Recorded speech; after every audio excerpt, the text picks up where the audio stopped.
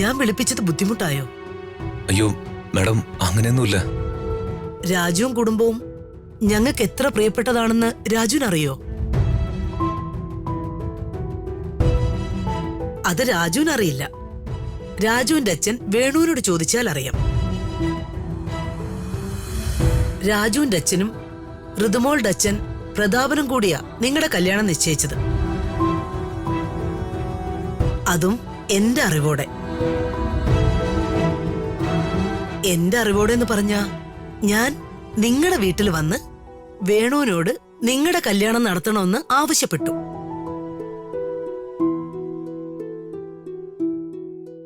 രാജു ഇത്രയും നാളും ഋതുമോളുടെ ബെസ്റ്റ് ഫ്രണ്ടായിട്ട് നടന്നതല്ലേ? അല്ലേ? അതെ മാഡം. രാജുവിന് ഋതുയോട് സ്നേഹമല്ലേ?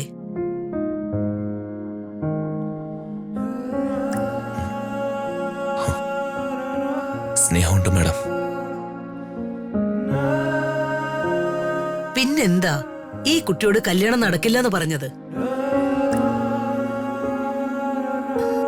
നിങ്ങൾക്കൊരു ജീവിതം വേണ്ടേ രാജു? ഇവളുടെ സംരക്ഷകനായി നടക്കുന്നതുകൊണ്ടാ ഇവൾക്ക് രാജുവിന് ഇഷ്ടായതും രാജുവിനെ കല്യാണം കഴിക്കണമെന്ന് ആഗ്രഹിക്കുന്നതും. ഇവൾ അങ്ങനെ ആഗ്രഹിച്ചത് തെറ്റാണോ രാജു? ഒരിക്കലും അല്ല മാഡം. എങ്കിൽ മേലിൽ ഇത്തരം വാക്കുകൾ പറഞ്ഞ് രാജു എന്റെ മോളെ വിഷമിപ്പിക്കരുത്.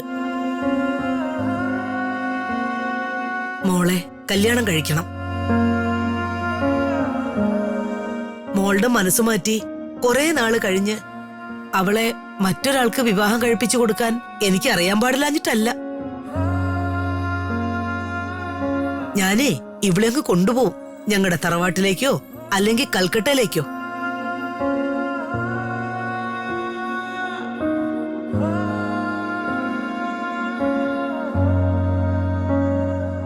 ഇക്കാര്യം പറഞ്ഞപ്പോ രാജു എന്താ ഞെട്ടിയത്?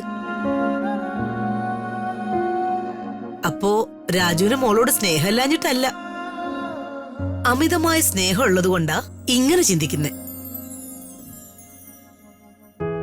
മോള് വലിയ തറവാട്ടിലെ പെണ്ണല്ലേ, ഞാനായിട്ട് എന്തിനാ ഈ കുട്ടിയുടെ ജീവിതം തകർക്കുന്നേ എന്നുള്ള ഒരു ചിന്ത. അങ്ങനെയൊന്നല്ല രാജു. ഋതുമോളെ കല്യാണം കഴിക്കുന്ന രാജു ഒരു ഭാഗ്യവാനാ. അതുകൊണ്ട് ഇനി എതിരൊന്നും പറയരുത്. നിങ്ങളുടെ കല്യാണം നടക്കണം. രാജു എന്തു പറയുന്നു?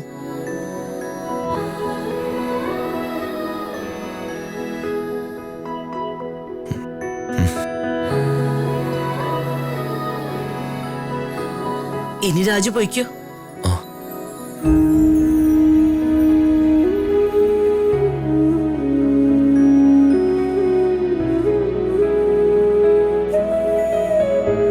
മോള് സമാധാനായിട്ടിരുന്നോളൂ. എല്ലാം ഭംഗിയായിട്ട് നടക്കും.